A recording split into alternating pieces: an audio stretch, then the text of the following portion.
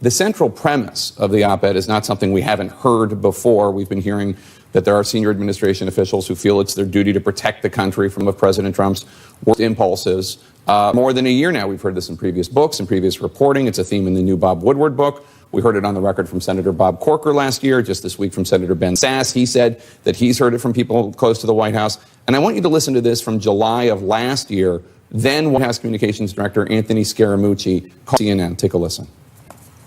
There are people inside the administration that think it is their job to save America from this president. Okay, that is not their job. Their job is to inject this president into America. How do you explain the fact that there are senior administration officials who think it's their job to protect the country from President Trump? To the extent that that's true, they shouldn't be there. In other words, their job is to execute, not through blind loyalty, but to understand that there are issues that prevailed and others that failed in the last election. What I appreciate about President Trump, Jake, and why I'm there, as opposed to the million other places I could be, is because he is somebody who has always welcomed, accepted, if not accepted, dissenting viewpoints, disagreements.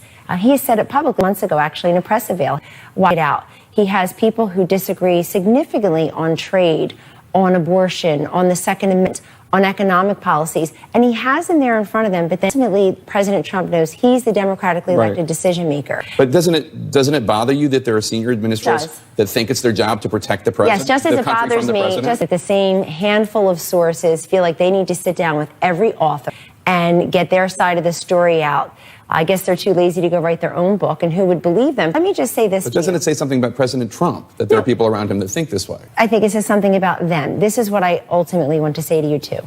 I was really struck this week in denying the statements attributed to him in the Woodward book. Secretary Mattis, if you read his denial, it was remarkable what he denied, but it was really remarkable what he said. Not only would he never disparage the elected commander, he wouldn't tolerate it from anybody in the very big Department of Defense. But he also affirmed what's happening through Secretary Mattis and General Kelly and the President Trump agenda. He said the ISIS caliphate is all but disappearing, that defense policies are welcomed on Capitol Hill amiably, that we've had the first pay raise for our military many years, something near and dear to your heart. And I do want to ask, well, not the first. They've been going on. First in a very long time. I think it's Jake, but as a bigger pay raise. As a responsible member of the media, I'd like to ask you on behalf of the White House, would you at CNN feel comfortable granting anonymity to somebody who may be a mid-level staffer? What would have been the comfortable criteria? It's a totally good question. I don't know who. Because I see people in the media very upset with this. They're saying if it's not somebody in the cabinet, if it's not a senior staffer, we're going to be very I don't know who it disappointed. is. If it's somebody significant, then I think then printing it is responsible. If it's somebody completely irrelevant and powerless, then why are we giving this person authority? This person obviously is motivated by conceit. I can just tell you as an anchor that I gave the story more attention after Vice President Pence, Secretary Pompeo,